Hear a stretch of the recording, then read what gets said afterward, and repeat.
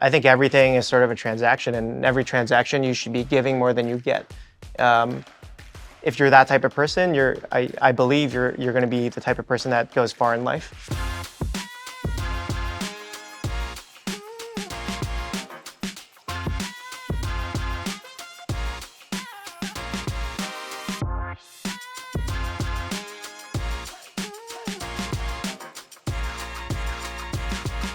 Are you having trouble finding your passion? Well, guess what? We're here with entrepreneur Andrew Yeung, and we're here to help you. Andrew, I think the first thing starts off with having the right mindset. Talk to us about your mindset, and if someone doesn't have it, how do they get to that good mindset? My mindset. So, I think the biggest thing is if you're able to solve problems for other people, you can build a business out of it. And so it's the idea of giving first. And what I've done today is just recently turned into a business. It's about 4 or 5 months old, but I've done the events, I've done the community, I've done the investing for over 3 years. And for a lot of that was sort of from a nonprofit angle. And I was making introductions, I was helping people scale their teams, advising companies, and just giving. And so when the time came for me to actually want to extract from the pool of goodwill I built, that came back tenfold. And so by giving first, I think a lot of people approach building relationships with the mindset of just extract. How do I extract, and how do I take, and how do I use this to my advantage? Well, when in fact you can actually build a really successful career and a really successful life just by giving first. For people, Dave, before you jump in, for people who are wanting to find their passion or turn their passion into a business, I feel like a lot of people, maybe they'll take first because they're in that sense of urgency, whether it's financial or they're impatient. Were you just always raised like that, or what made it so you were able to, the giving is the getting almost, you got joy in giving to people? Yeah, I think everything is sort of a transaction, and every transaction you should be giving more than you get. If you're that type of person, I believe you're going to be the type of person that goes far in life. People see you as generous. People see you as someone who thinks, who plays infinite games, who doesn't see everything from a limited time horizon. And people see you as someone who they want to continue to work with and play with, for decades. And so I always have this mantra that if I'm not willing to work with someone, for over the span of 10 years, I'm not going to spend the day working with them. And that's helped me take away a lot of the noise from my partnerships and my clients, and even like when it comes to vendors and suppliers and folks like that. So the relationship aspect of it is really important to you, right? It's people that you, whether you've handpicked them or they've come to you, right, in terms of being a partner. What do you enjoy the most out of finding a good partner and being able to work so well together?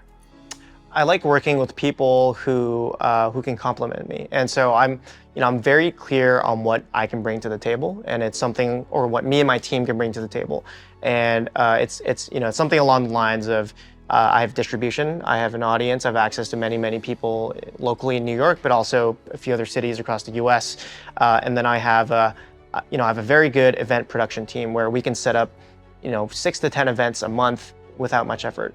And so, when people pitch me for partnerships or when clients approach me, if there's any part of what they do that sort of overlaps with what I do, I feel like that's almost like a moot point. There's no point, pursuing that partnership because, we're both bringing the same skills to the table. It's less complementary. Right. So that's how I evaluate a lot of my partnerships. It helps if someone is like an awesome human. So I guess one is like a skills and competency. They have to complement what I do. And then 2 is more of a just being an awesome human, being a kind human, and having that give first, give more than you get mindset. Those are really like the 2 things I look for. So if you are in a relationship with a partner and you know that they do it better, you're fine with that. You'll take a back seat and say, you go do that, I'm gonna do this, and this. Only if I'm really good at something else that they're not good at. And so it's more like, what's the word? It's not economies of scale, it's comparative advantages. Okay. If we're both, if we're both good at A, but they're better at skill A, then it doesn't really make sense unless I'm really good, I'm world-class at skill B. Right. And I've done so many partnerships and I've split the economics with business partners who or just similar to me, but do it maybe incrementally better, incrementally worse, and it just never works out. Right. I love that. I want to touch on and sit with this piece of skills for a second, right? We're talking about how does somebody find their passion. Talk to us about R&D. You know, to find your passion, you have to get out there and do a little bit of research. Yeah. What was that like for you, and how important is it to other people in finding their passion? Yeah, and this is as it relates to building a business or building a career? I would say both. Both? Okay. Have you guys heard of like the Zone of Genius framework or Ikigai? Ikigai, yeah. Ikigai, that's the Japanese Zone way of of Genius. Yeah, Zone of Genius is sort of like the simple translated version. Ikigai is like 4 elements. Zone of Genius is 3.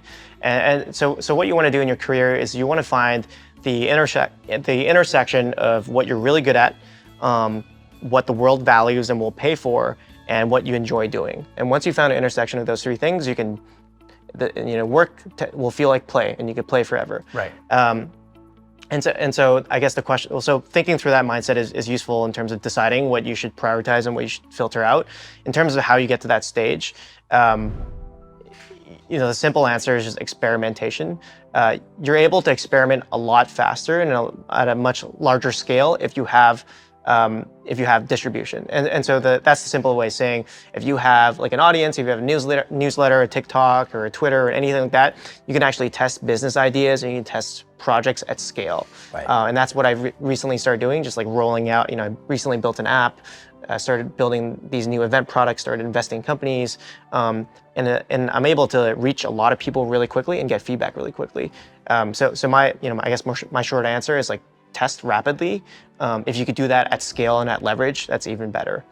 So do you have a routine, or do you is every event you do different? Is every all the research you do different, or do you follow like certain steps in every every facet of the event?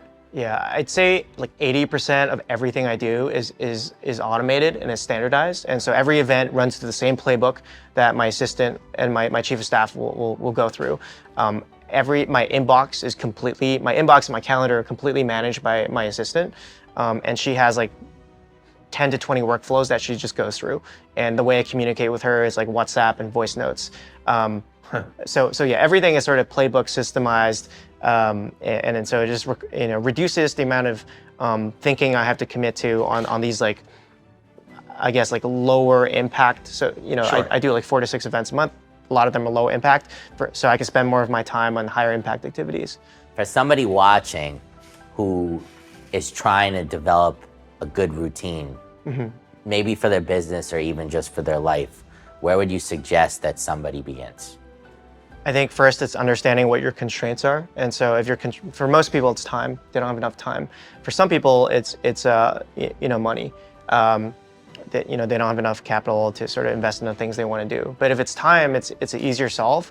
I would ask myself, what are the things that only you are uniquely positioned to do? And what are the things that nobody else can do? You can't delegate.